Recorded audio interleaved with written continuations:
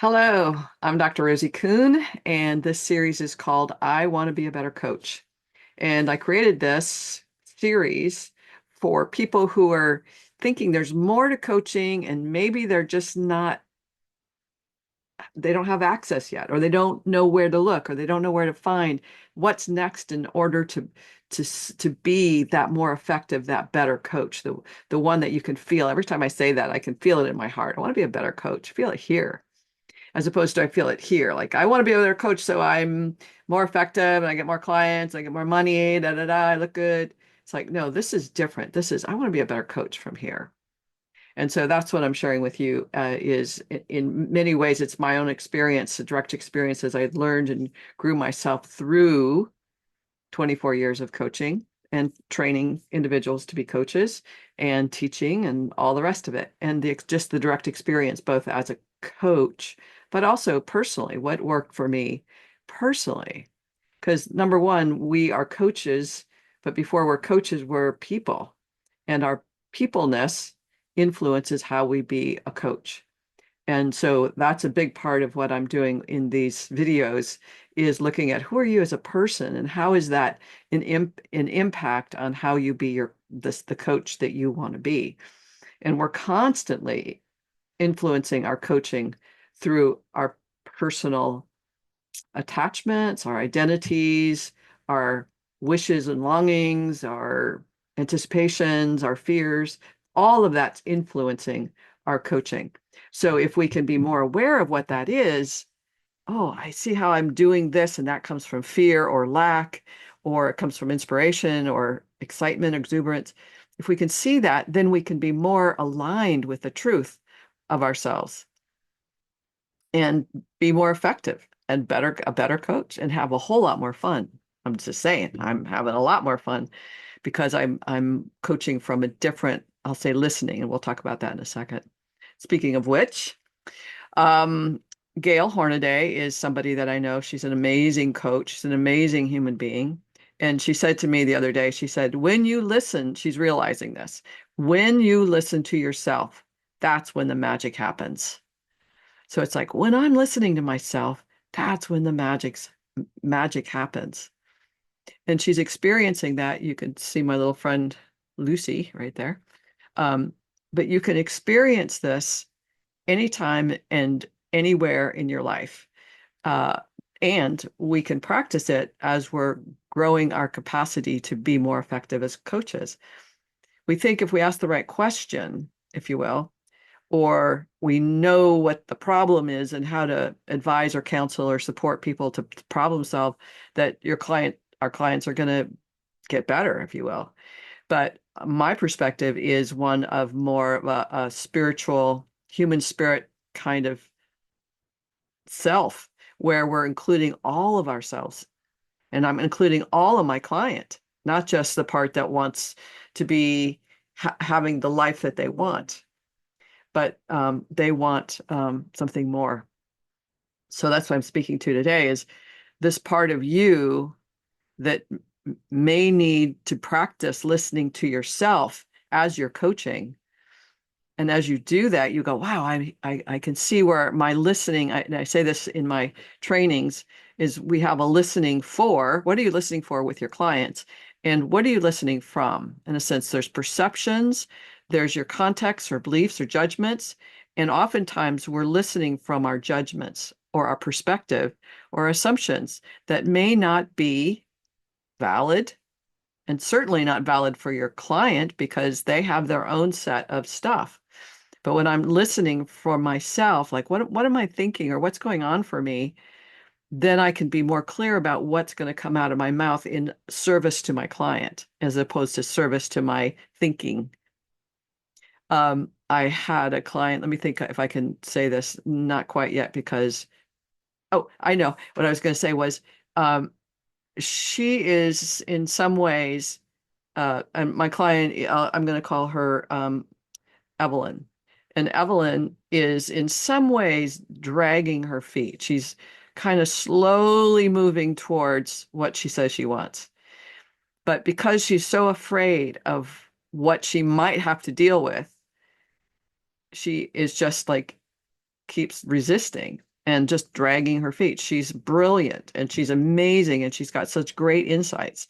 But during the week she's avoiding and ignoring and distracting herself from where she really needs to bring herself to. So I said to her, because this was my listening at the time, I said, I'm ready for you to be ready. So that doesn't mean you, Evelyn, have to be ready. I'm just saying I'm ready for you to be ready. So she was ready enough that where we went in the coaching conversation was far deeper than she imagined. And she was happy we did that, but at the same time, it was very altering, mind altering, and emotion altering because of where we went. She was ready enough. And that's what I wanted. And I was my listening for, I want her to be ready. I want her to be ready enough. But I have to listen for in myself. It's like, where am I pushing? Where am I trying to get my client to do something my client's not ready for? And so if I push or nudge a little bit and my client doesn't resist, now we've got a little bit of momentum maybe. So I'm listening for what I'm listening from. Am I pushing? Am I wanting to get something here for myself through this session with my client? That's a huge question. What am I trying to get by having my client move forward faster? That kind of thing. What am I trying to get? That's my listening from. And I know I've mentioned this to you before, but it's always, I mean, listening is 99% of what's happening in a coaching session. I think of myself as a thinking partner. So as a thinking partner, I have to think about, how is my client thinking? How are they choosing? How are they choosing to choose? You've heard me say this before, and you'll hear me say it again. How are you choosing to choose what you choose? And Evelyn is continually choosing from avoiding, distracting, ignoring, and denying. She doesn't want to deal with what she's afraid to deal with. And this is the basis of every addiction, every substance abuse, every whatever we're doing on a constant basis that we don't even know we're doing. It's generally speaking, we're trying to avoid the place or the emotion or the thing that we don't want to deal with. So we avoid, distract, deny, and avoid. So how do you choose? I choose based on the strategy that's most likely going to work in terms of avoiding what I don't want to deal with. So this is true in my life personally. This is true in conversations with my clients, because my clients are going to bring stuff up. And I can notice in myself where I'm feeling a sensation of discomfort or irritability. My client's talking about their life or they're talking about something, and I start to resonate with a feeling, if you will, a feeling of discord. And so in that moment, I can ask myself, how am I choosing to choose how I'm going to respond to what my client's doing?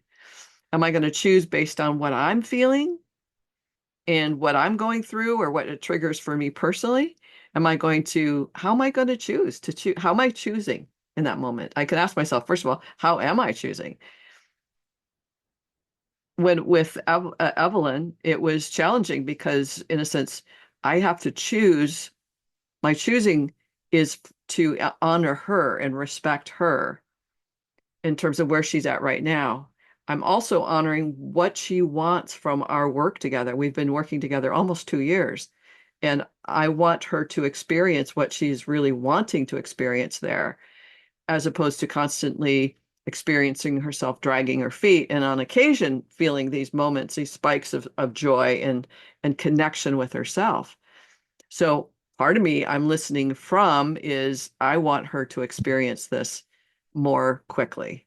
And I'm also listening from not pushing, not trying to get her. Anytime you're trying, you're not serving your client, you're serving something in yourself. So we're always in a balance of those. So coming back to what Gail said, her quote, when you listen to yourself, that's when the magic happens, because I can hear where I'm trying to get in the way, or here's where I'm trying to control, or here's where I'm trying to be right, or here's where I'm trying to be whenever I'm trying to be, again, I'm not being my authentic self, and I'm not going to be acting in the best interest of my clients, because I'm not in alignment with myself. So what, so those are really important when we begin to listen to ourselves. Again, I'm quoting Gail Hornaday. When you listen to yourself, that's when the magic happens. And that's what I want for you as a coach. It's not about, it is about your client, but it's more important. It's more about you. And this is true when I was studying to be a therapist as well. It's like we think this is about the client. We want to be effective. And how do we be effective? We have to look at ourselves rather than saying, here's the right techniques, here's the right skills, here's the right tone, here's the right nod of head, that kind of thing. But it's like, no, who am I being in my authentic self? You'll hear me say this over and over again. And the more authentic I can be and the more presence I can be, the more my client has the capacity, the more my client can experience their capacity to know themselves. So I'm presencing myself in a sense. I'm letting go of all my intentions and not letting go of all my goals, objectives. My intention is to be present and open to my client. And the more I bring that in, then I become, in a sense, presence as opposed to strategic. I'm just presence and being. And in that state, my client can begin to experience what in oneness calls unprecedented freedom of choice. And that's what I want. 99% of our life is not of choice. There's so many aspects of it that are controlled by substances. Sugar controls our choice making unbelievably. The carbohydrates or alcohol or our addiction, if you will, to screen time, our addictions, our habits, all those habit things that we're doing, most of it you are not in control of. You don't have a freedom of expression. You don't, and nor does your client. And so when I'm aware of that, and what I want from my client is to experience that unprecedented freedom of choice, that's what I want. Then I'm listening for those openings where that's happening. I had a client yesterday, I'll call her Meredith, and Meredith said, I I don't know how to want, I don't know how to let myself know what I want. And I went, and she said, "What's this?" And I said, "I'm celebrating you." And she's like, "What?" I go, "You said something that was true for you. I don't know how to know what I want. That's a truth for you. And I'm celebrating that because most people aren't speaking from their truth. They're speaking from what they're supposed to say, what they should say, what they've been trained to say, what they are afraid not to say. And so my listening is where can we begin to create this space where my client grows the capacity for unprecedented freedom of choice. So even in our conversations, and this is a big part of, for me, what a coaching conversation is my clients are learning how to be their natural expression, that they become less a facade, less a performance, less a here's what I'm supposed to want, here's what I'm afraid if I don't want, but like they get to speak who they are. And anytime I'm hearing that direct truth of who they are, it could be, I love red nail polish. I'm going to go, yes, because they're speaking something that's true for them. And this is where people learn to begin to experience that freedom of choice. So quite often how people choose what they choose is based on here's what I'm supposed to choose, or this is all I know what to choose. I've never been allowed to choose something different. And this comes up with my client, Carolyn. I make these names up. And Carolyn grew up in a dysfunctional family, and 99% of us have this level, something that has some level of this within our existence and within our operating mechanism, which is if when we grow up in a family that's dysfunctional, we are trained we don't know what we want, what we need, what we think or feel. So when we come in from dysfunctional families, we don't know what we need, think, feel, or want because we're trained not to know, if you will. And so for my client Carolyn, she says, when anybody asks me what I want, it just drives me crazy because I don't know. And it's like, well, she was trained. When we're in a situation, circumstances where the other is all that matters, we we numb ourselves out to what our own needs and wants are and our own thoughts and feelings. And we're only present and vigilant to what's outside. So Carolyn's really angry with herself because she doesn't know what she wants, but she can't know what she wants because she was trained, in a sense, to be go into amnesia. She doesn't know. So for me to be able to give her some insight and say, hey, you were trained to not know. You were trained to disconnect that app, we'll say, the you app. And now all you're doing is operating on the default. So how do people choose? Most of us are choosing from that default. Here's what I'm supposed to choose. Here's what someone else said. I choose based on what I know I can have, versus what I want. I want what I know I can have.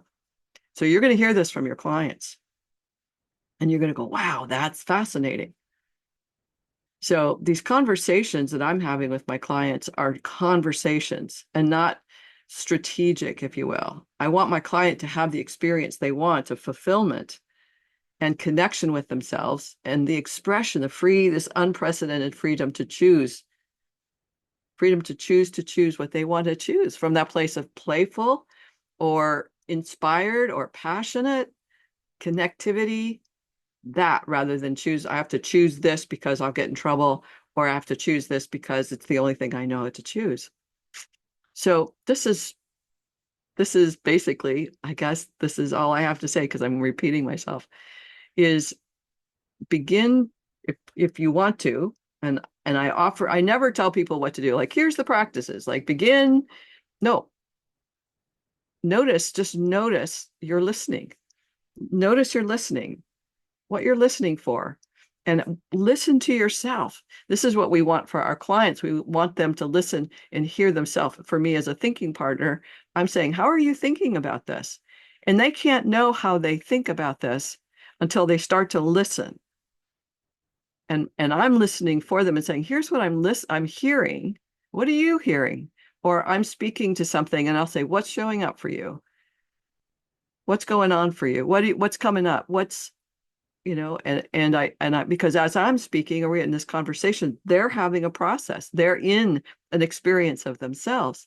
I want to draw that out. What's happening right now? What are you noticing right in this moment?